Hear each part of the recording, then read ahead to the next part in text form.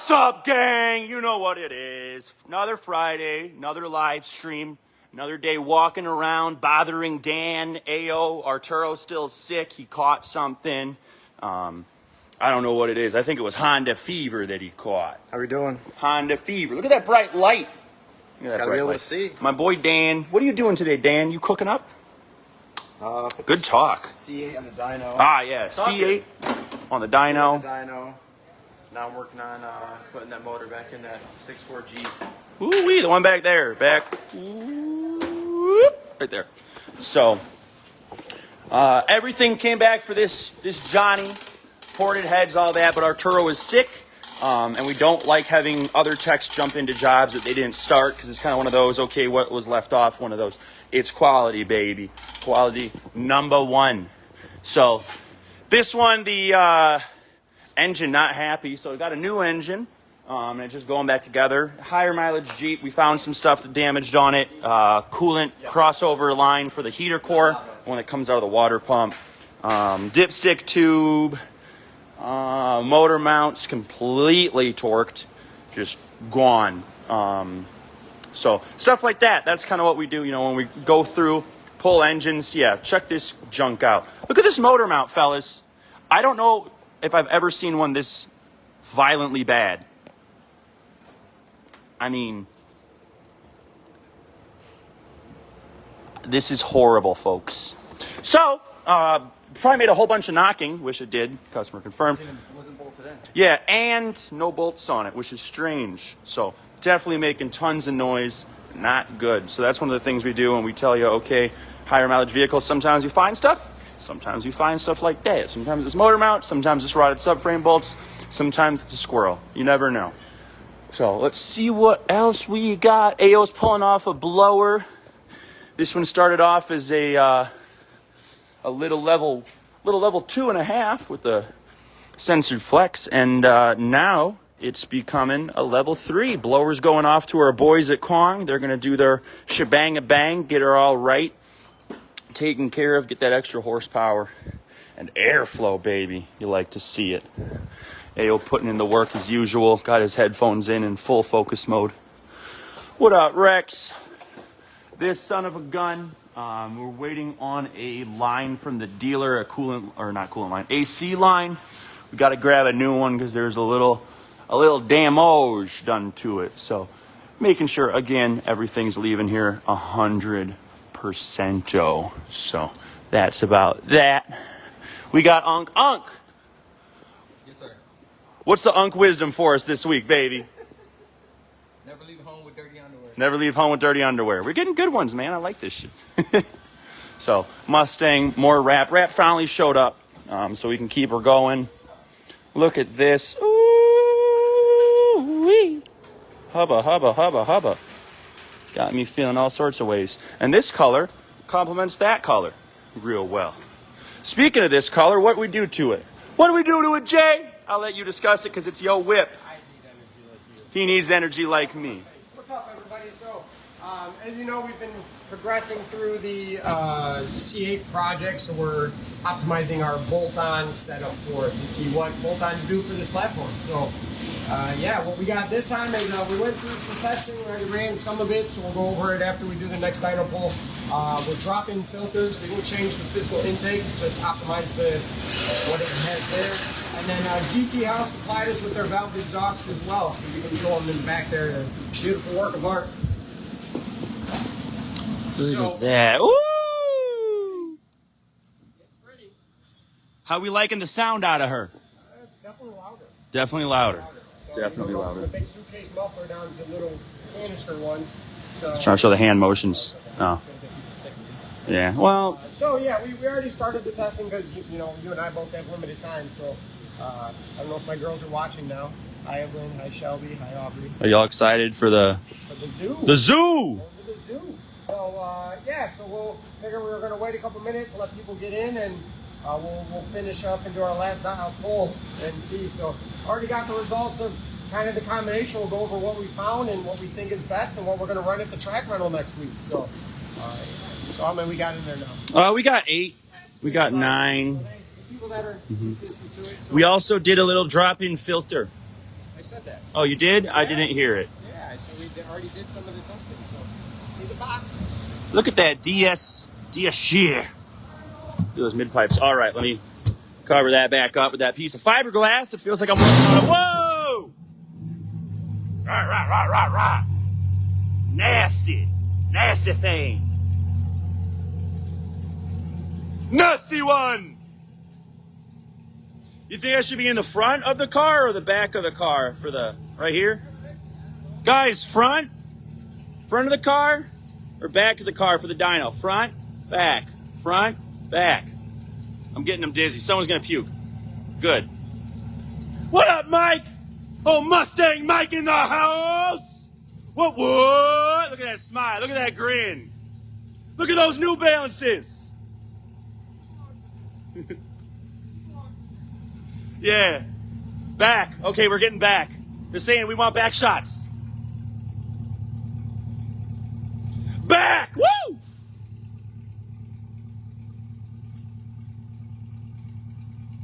It kind of looks like a stormtrooper with the little buckets for the taillights. Kind of like one of them stormtrooper helmets. You know what I mean?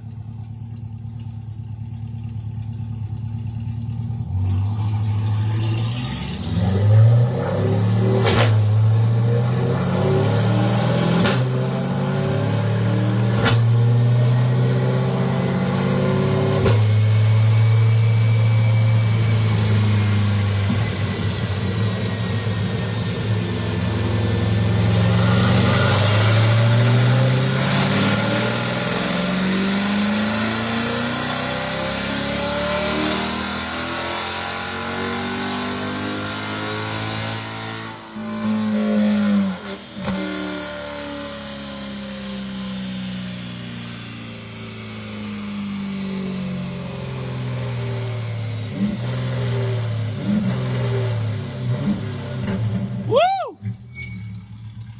That's hot. Oh, okay. Your girls are upset that you didn't say hi to them individually. I did. Oh. I literally said their names. Oh, well. Are they watching again? Yeah. Hi, Aubrey. Hi, Evelyn. Hi, Shelby. Welcome to TV today. There we go. Second time. All right, so after my brother's done reeling. Oh yeah, did you tell him it's my brother's birthday? Oh no, you weren't supposed to say that because I asked him and he said not to. I'm his boss today too. So. Okay. Happy birthday, Matt. Happy birthday, Matt. I'm not showing him. It's okay. I like living. So I know there's a lot of dyno numbers here, so we're gonna kind of break down what we got originally. So the highest dyno number we could achieve when this car was stock was 421 wheel horsepower and 409 foot-pounds of torque. Now, mind you, this car was on the dyno with less than 30 miles originally. So, as you drive them, it will gain some power, okay? So, at just under 300 miles, we did our first modification, which was E85 and a catless mid. That is all that we did, and it jumped up to 475 wheel and 479 torque.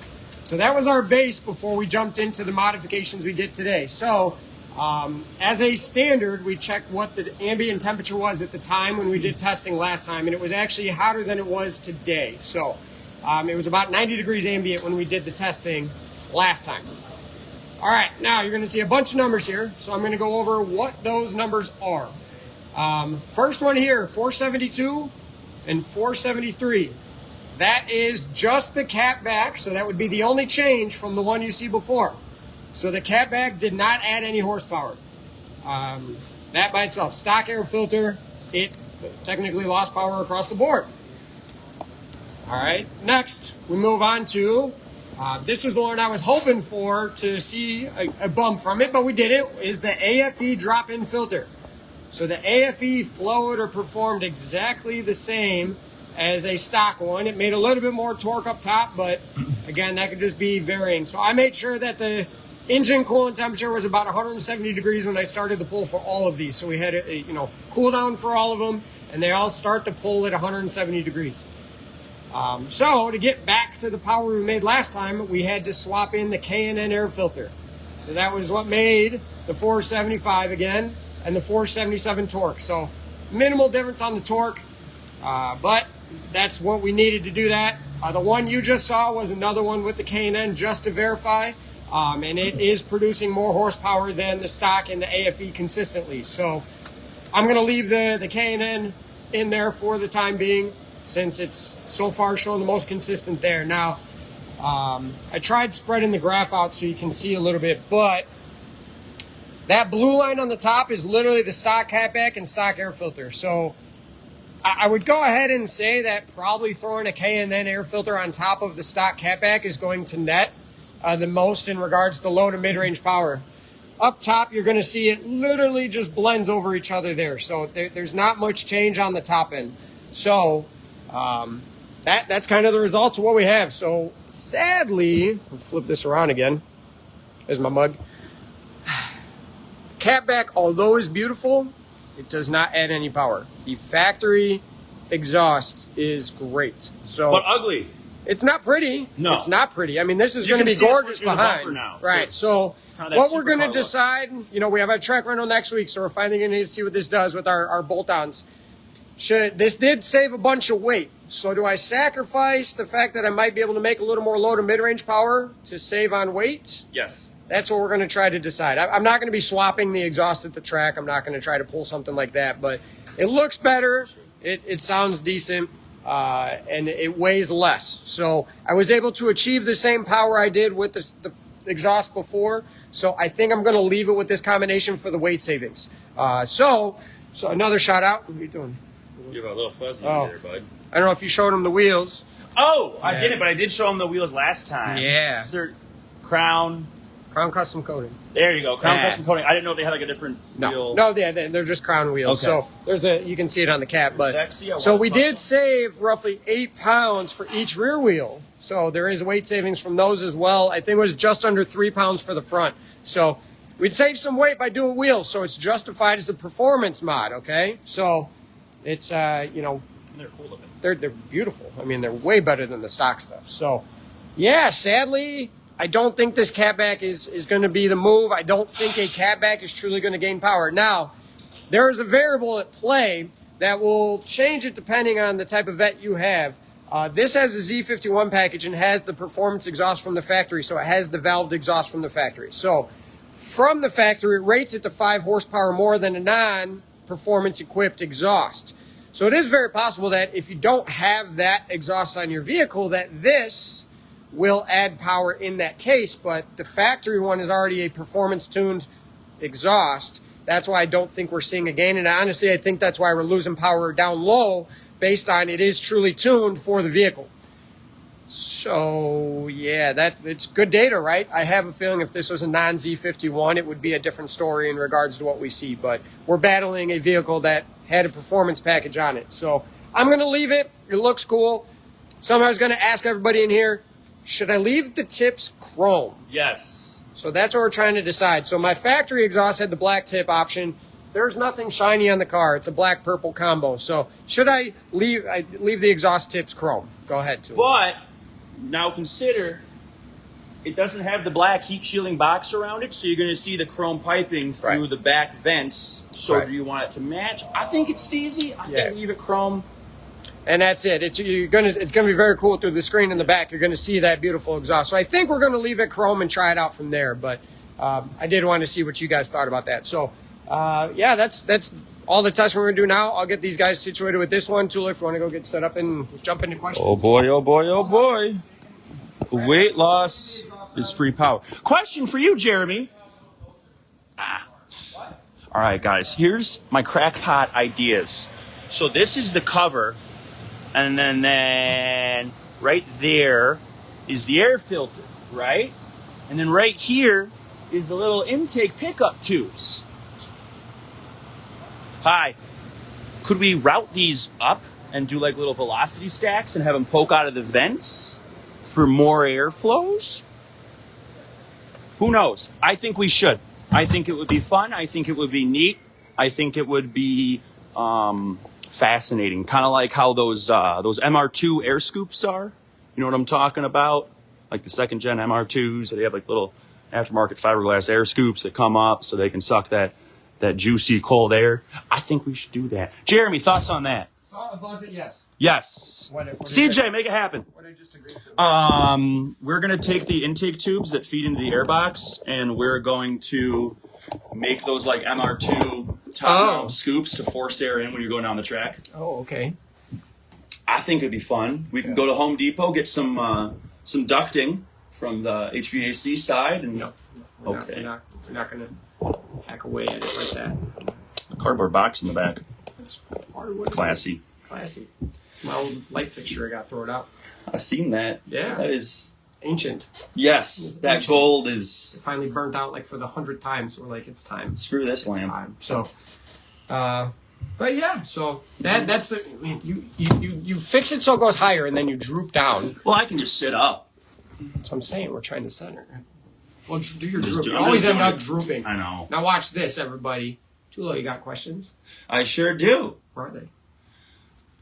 Right up in here. All right, so Okay. like we said, I have a timer on my watch, so I have to stop this when this goes off because we are going to the zoo.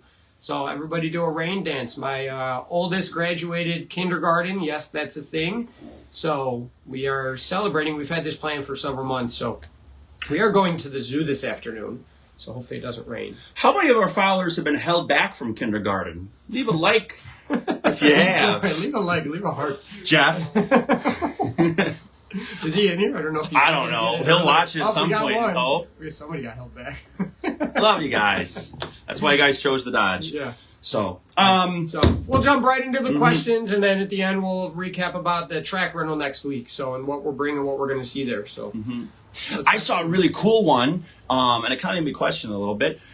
Should you run a pulley combination on a pump gas Hellcat that puts you at 17 pounds, and then just do one of these that the bypass comes in clutch it?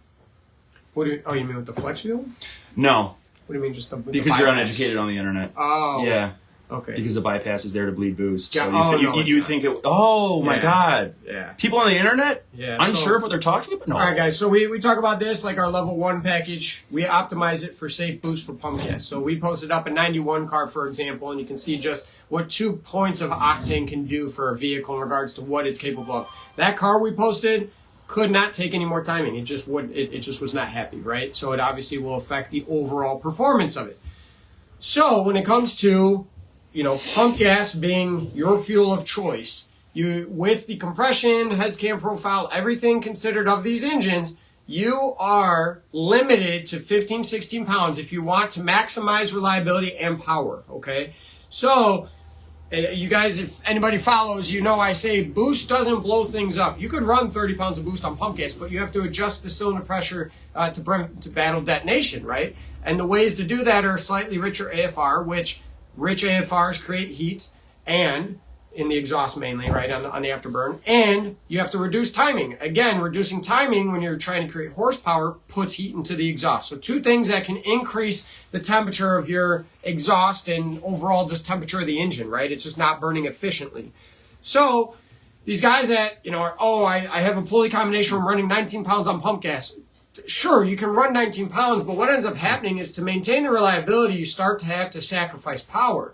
So believe it or not, you're going to make probably less power on 19 pounds of boost than you would if you were at 15 because you can't run the same timing. So you have to start to pull timing out, monitor the AFR, and battle detonation. So I guarantee you at MBT, you're going to end up where your timing's so low, you're making the same power as if you were at 15 pounds of boost, for example. So, is it okay to see 17 pounds? Yes, if you have a properly mapped calibration where it accounts for that, then, sure, but it's not like you're going to feel a power increase if you go from 15 to 18 pounds, because if you do it right and you're battling detonation accordingly, it's going to reduce the power to battle detonation. It's just octane. That's where you are going to be limited, right? So that's why you got to be super careful. And I understand other people out there saying you can do it. Sure, you sell more pulleys, you sell larger injectors, whatever the case may be. But the truth of the matter is what we are doing is trying to find where detonation is, MBT, max brake torque timing,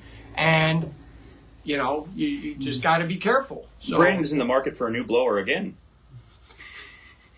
So, yeah, sorry, Brandon. Dude. But Yeah, that's what it comes down to, and that's why we designed our package, our level 1 specific for pump gas. That's why generally when we see boost higher than that, we say not to abuse it or understand the variables there. Now, this also goes for turbos. It doesn't have to be a pulley setup. I've seen compound boosted ones where guys are like, oh, it's compound boost, so it's different because the blower's not spinning as fast. No, it's not. Matter. This limitation is based on the engine design, right? So if you had, for example, 8-to-1 compression like some of the imports back in the day did, you can run 30 pounds of boost, right? Screw it. It's very different. It's not the same. So this is why at 9.5 to 1, based on the given components that are there. The other thing to highlight and point out, just because you forge or upgrade a rod piston combination doesn't mean you can run more boost if your compression stays the same. So that's one of those things I see a lot where it's like, oh, I have forged rods pistons now in my, we'll say 392 that did a drop-in setup, and it's forged, but it's the same 10-9 to 1 compression. Guess what, guys? It doesn't mean you can, technically run more boost out of nowhere, exceeding that whatever the limitation is, right? Because forged pistons can fail. Forged rods can fail. We've seen it. It doesn't... Time and time again. Yeah, that doesn't make it invincible to, the things that you're trying to do. The restrictions are still there. So as an example, a 10-9 to 1 compression motor on pump gas is not 15 pounds. We're going to drop that boost level to optimize where it is closer to, maybe 11, 12, depending on the cam that's in it, too. So these are all things that come into consideration when you hear, oh, what's the max boost I can run? And then people throw numbers out. That's not how it works, right? Boost is a measurement of restriction, and a lot of what goes into the overall combination will determine, what you got going on there. So you need to know all of those aspects to see where that limitation comes into play, right?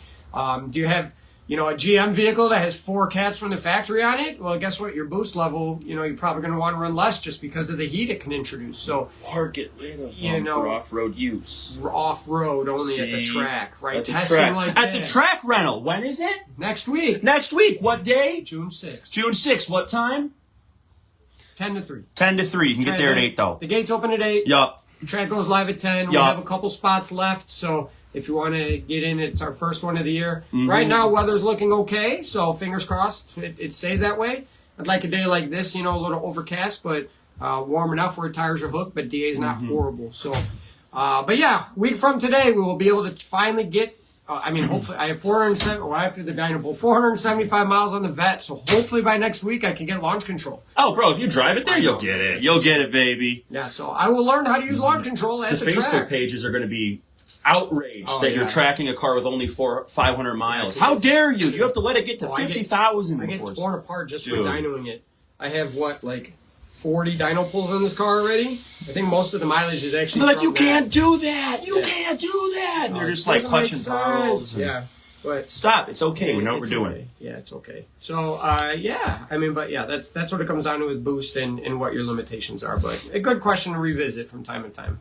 Absolutely. Now that we've kind of gotten into the C8, really understanding that we can abuse them with less than 1,500 miles on it, everyone, we kind of already know what's going to happen next, given your history with modifying vehicles and what you typically do to add more power. Should you go twins or single on a C8 Vet? Most are going to say twins just because of the aesthetics of it and the location. It's very easy, really, to build a turbo kit in regards to the piping for it. Especially back there with the room that we have. Yeah, it's kind of silly not to do. I just don't think. Ooh. Yeah, I don't think a single. One of those easier. Could you? Yes. Should you? I really just think stick with twins. The hardest part about it is the oiling, just because of limited space you do have. So scavenger pumps are needed, which kind of is a downside to it. So, and then also, we have in the making a billet intake manifold that we hopefully will try if I do keep it long enough. So as always, the vet's for sale if anybody wants it. In the meantime, but So is a Civic. Throwing it out there. since when? Since forever. Someone give me $1,000, take it. Oh, okay. So it's one of those that I'd personally just say twins, just based on space and simplicity of the design concept. So that's what we will do if we get to that point, if I don't sell it beforehand. So it will be twins before then. Absolutely. Next one, not really a could you, should you, but a good question that I don't really think we've ever covered on.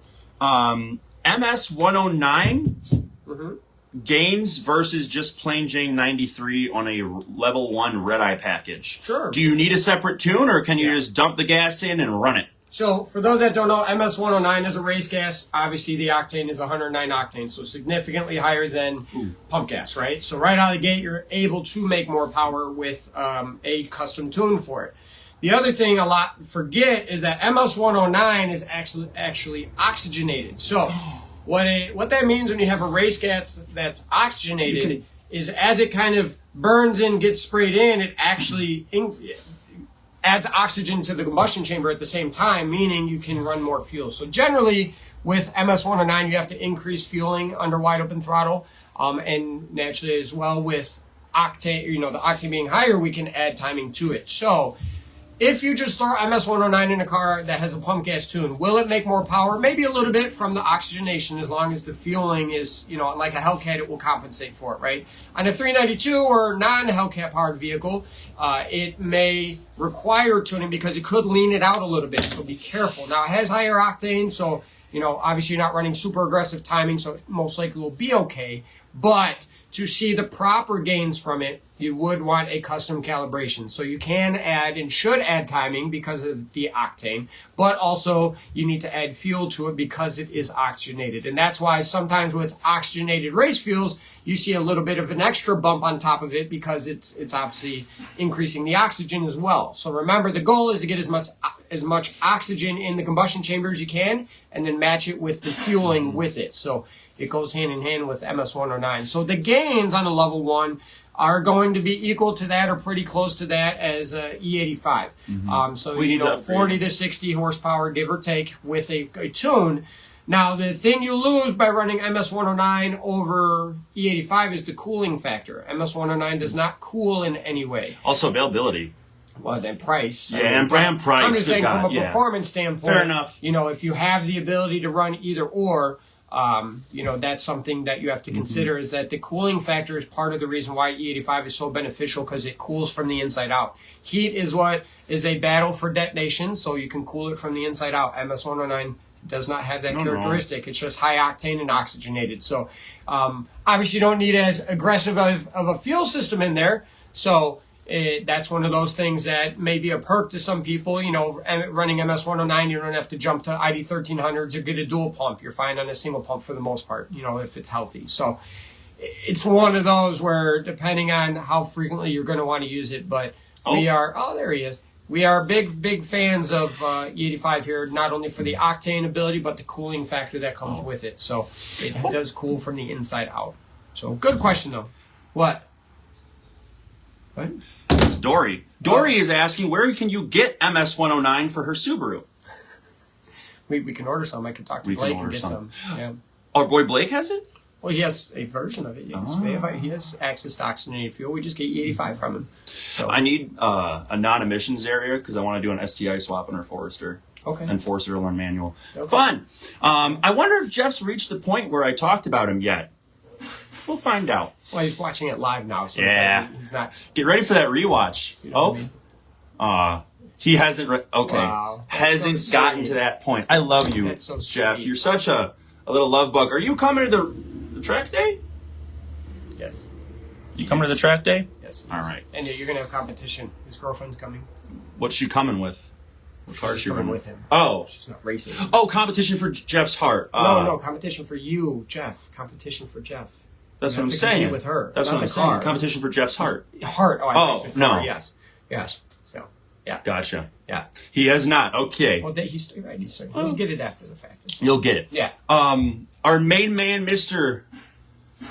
All Motor Rex, he is asking, have we have any experience with the front, upper, and lower control arms from AAD? Mm-hmm. Any benefits besides weight savings? One, camber. Yeah, go and adjust your camber in the front on your stock parts. Yeah. You can. Yeah. Can't. Also, that's not AAD. Never mind. There's an angle kit out now. Yeah, not for AAD. Yeah, but it's not AAD. There's an angle kit out. If someone has a really cheap pile of shit, 300 Charger, Challenger, 300, let me know. I want a drift car, and I don't want to go away from Dodge. Okay. But back to the question at hand. I mean, if only you had 2 cars. At one, you could turn into... Well, the 300's too nice. I don't want to drift that. Sure, what about the Magnum? That's twin turbo and... With the 4,000 stall? Yeah. Yeah, that'll be great. We got manual swap it. I can do that with the HP Tuner's core. Yes. Okay. Yes. If anyone has a Tremec 6060, preferably built. I do know somebody. Built? I know, what? Not built. I know a stock one for sale. Really? Yeah. We'll talk later. Okay. Back on something. I don't remember. Yeah. Benefits besides adjusting camber. It's light. It's sexy. It's a steez thing. When someone sees it, it's I'm better than you, and you're broke.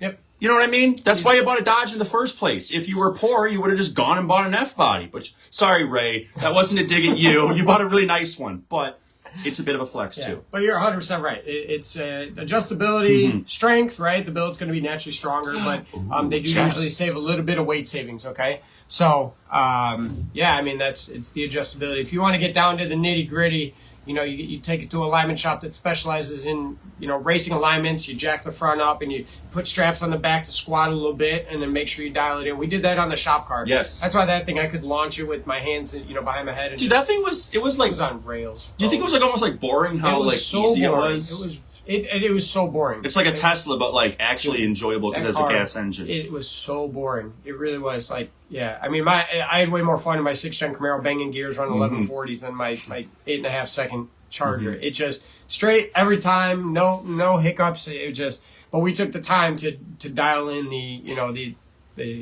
I'm poor because I bought a Dodge. Is branded. Yeah.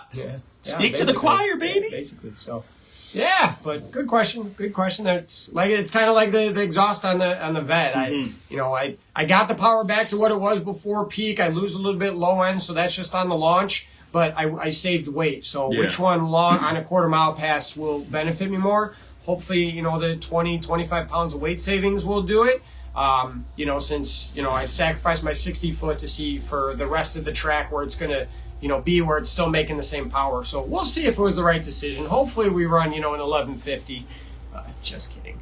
So hopefully it's better than that. Otherwise, it's left at the track on fire. Just kidding. Insurance, I would not do that. Nope. Just kidding. I gotta get my scooter ready for the track day. Yeah, you do. Fuck, I gotta order tires. Yeah, it's not gonna be ready. The Magnum it won't too. be ready. The Magnum might. I don't even know if the trans in it's good.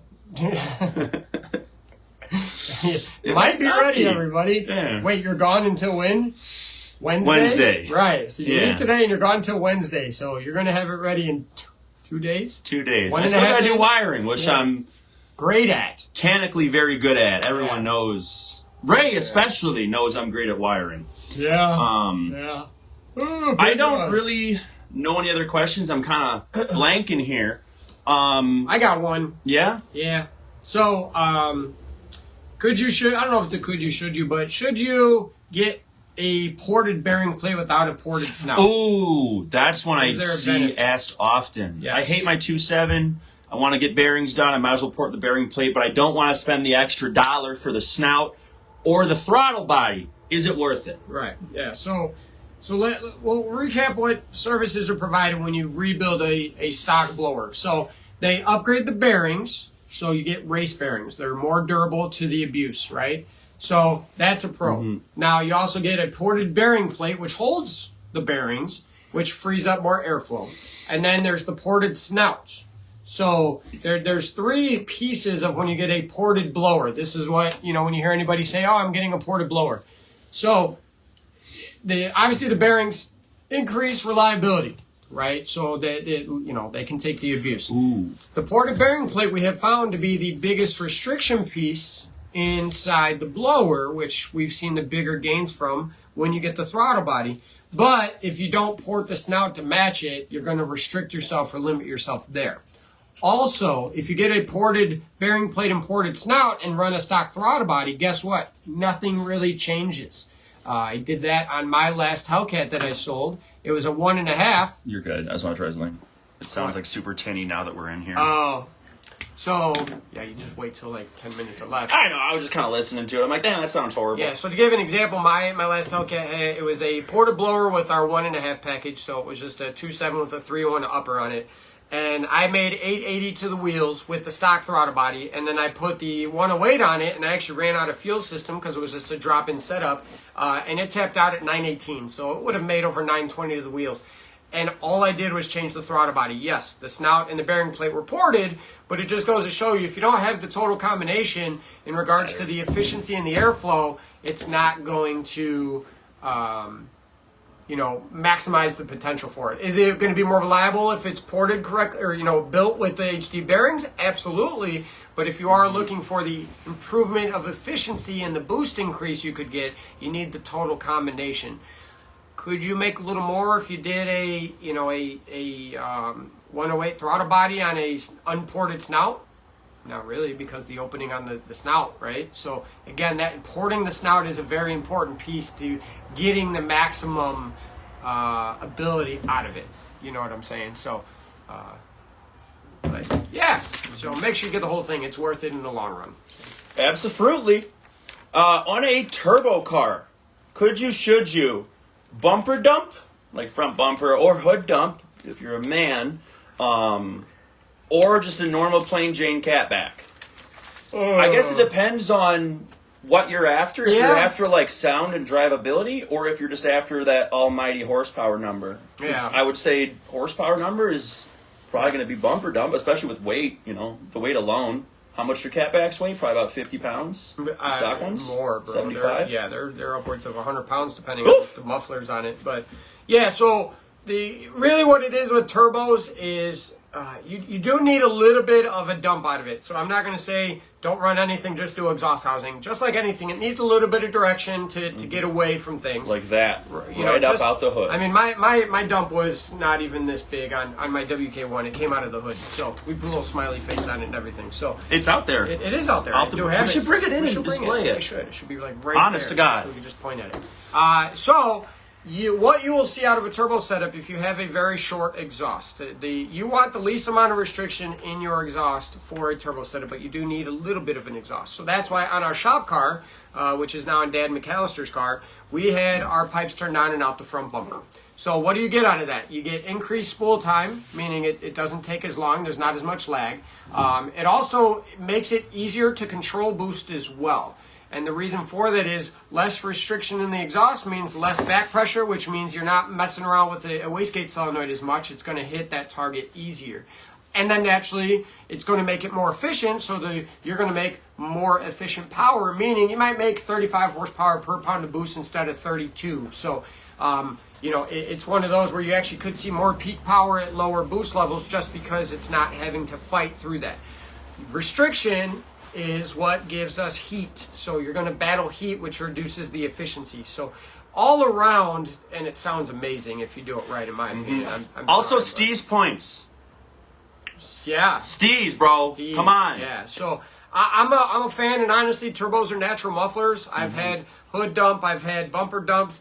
Once you get driving, it's not as bad as you think. The cold starts, yes, obnoxious, right? Outside the car, when you're, our dyno pull, if you see on the purple car we made 1270, you can see papers flying along the wall that are, 20 feet away.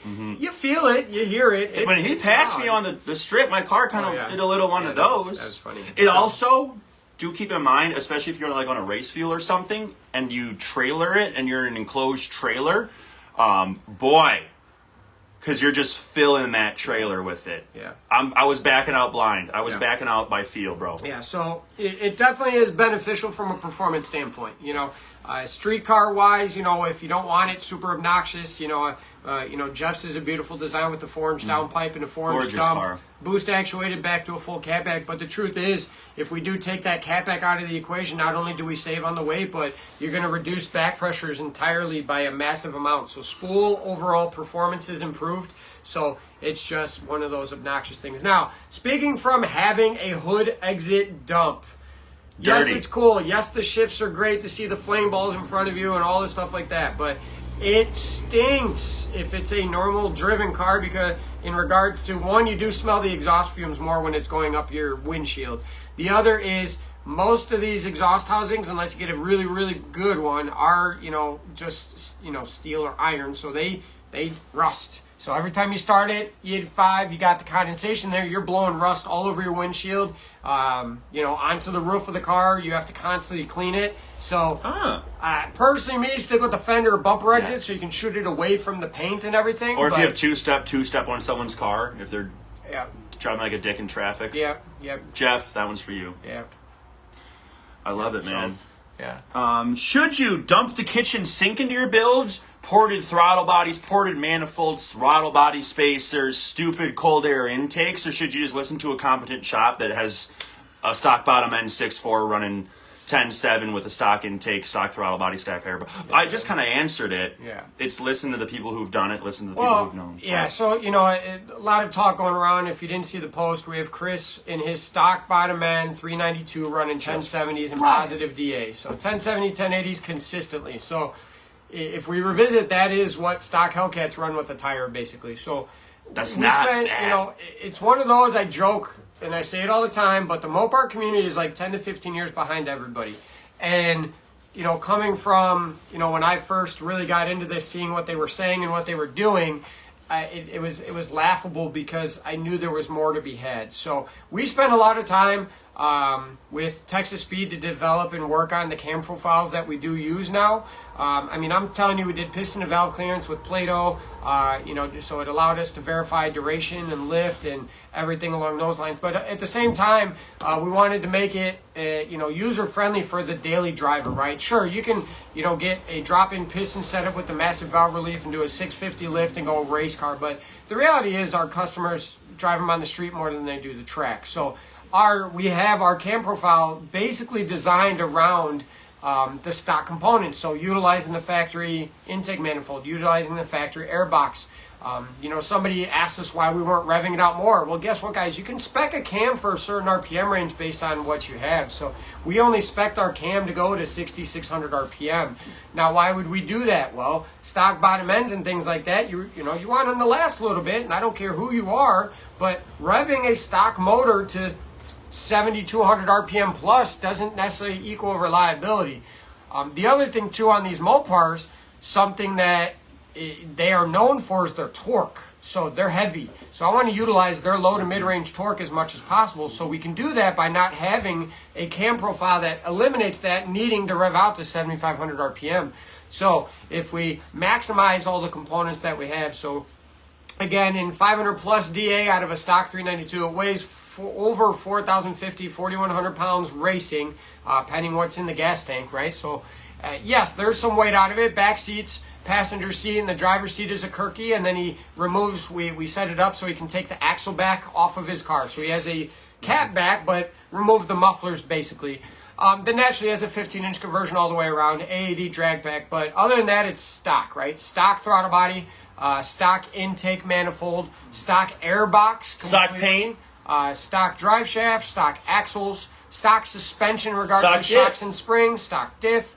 So you can notice there's more stock things on it than aftermarket. And I've seen these guys out there chasing the stock bottom end record, which is like a 1048. The car weighs like 3,600 pounds, so it's like 400 or 500 pounds less than Chris's. And it has a highly high rim, the hood cut out of it, a massive throttle body, ported heads. Oh, that's right. His heads are stock. They are unported. So what this shows is, there is a potential for us to even do more once we do the same things as those other people. So are we going to run a 1040, 1050, with... No, we're going to run 10-1. And 4,100 pounds race weight? No. We probably are going to with some changes, right? And how we're going to do that is, updating the heads, right? So getting a proper port on those to get another little bit out of it. Can we bump compression up some way? Yeah, we're going to do that as well. Well, guess what? Are we going to do it with the stock intake manifold? We're going to push it until it doesn't work anymore. And I will tell you from a data log standpoint, on the 1070 run, we didn't start to see any type of vacuum kick in until about 6,500 RPM. Efficient. So it's still working. So I'm not hitting a point where I'm dumping, rapidly into a a vacuum situation where we see it's not efficient. So we're just maximizing things that are there. So you don't need to buy an intake manifold and cut your hood and get a throttle body changed out or do any of those spacer. things and still run. You know, I've seen guys throw spacers on the manifold. Spacers on the spacers. You know, because they put such a big aggressive cam in it, they lose all the low to mid range. So they're trying to get it back by runners and. It's not needed. Yeah. It's not. And you know, I've tuned cars that have gone on built motors, revving to 7,500 RPM, 10.7, 10.1s, 10.2s in the quarter, right? So it, there's a lot more done to that. Where it's like now knowing what we know, I would have done the combination. I recommend. I didn't get to build the combination. I just tuned it, but I have made recommendations on that before. So yeah, you don't need a lot if you take the time and you optimize what is there. So. We call it working smarter, not harder. So, who's leaving now? Are they leaving for the zoo? Yeah. Oh, yeah, Matt has aluminum. Aluminum? Yeah. I'm telling Chris that he should get an aluminum block for the cloud points. That would not only that, but that would save like 125 pounds. Yeah. Now we're talking. Now we're talking. Mr. Maddox has one, and it is a pretty sucker. Yeah. But, Chris, what you need to do is Maddox's is very clearly aluminum just by looking at it. So what you do is you go out and you get some Rust-Oleum orange and you spray it, and no one knows. Going down a rabbit hole. And you just lie. Yeah. So, yeah, but we're not done with Chris. We're waiting for a nice negative DA. So put it last time he went out in negative 500 DA, he went 1082 as an example. So, man, if we had 1,000 DA drop, what is that thing going to run? So, on a stock airbox. Yes. Crazy. So I can't even be my own damn sugar daddy. You can't. It's so true. That's why I have this Civic. I don't have more money than $500 for a car. But yeah, you have 3 cars, so yeah. I mean, yeah. And a scooter. Scooter is free though. Good scooter. I like that scooter. All right. Any more questions? I think that's about it. We got to get out of here. I got to go. Southport is calling me. The zoo is calling him. There's a sick new meerkat exhibit. Yeah, hopefully the gorillas are back because it's not showing on their website. Yeah. And the tiger just died. Rest in peace, tiger. R.I.P. When I go to the gorillas, I look at them and have big eyes and I start going like that and I get them really worked up. So, all right, Aubrey, Shelby, Evelyn, or Evie, whatever it is today. Daddy's coming home. We're going to the zoo. Thank you, everybody. Have a great weekend. I will tell you this. Track rental next week, Friday. Yes, be there. Be square. You can come and watch for free. Okay, yes. We still have a couple slots open, $225 a person. We can play patty cake. Also, as a heads up, Tulo's not going to be here Monday or Tuesday. No, I'm sorry. Just me in the front office. And this week, I've had guys sick all week. Yes. Literally 2 days, we only had one tech. Oh my God, go live at the zoo. No. Maybe. Yeah. So, everybody, please get your vitamin C. Thank you for the patience. We've been very short, but I'm not missing the zoo with my daughters. It's the zoo. I mean, we can't miss it, right? But we are trucking along. We're doing what we can. I can't. So, Henry, look at my arm, bro. We don't need 100 Tulos. We just need one. I'm 6'4". I weigh like 190. All right. Not a lot. I'm getting out, guys. Everybody have a safe weekend. Love just you. Be patient with me on Monday and Tuesday. Tulo will be back Wednesday. Yup. I'll probably be here till like 8. It's going to be a special live from the track on Friday next week. So make sure you check in if you're not going to be there. Everybody else that's coming, we'll see you there, guys. Going to special guest it? I have a special guest. Yes. Is it who I think it is? Maybe. All right. Oh, I mean, Jeff's coming. All right, guys. I got to go. Have fun. Have a great weekend. Be safe. Love y'all.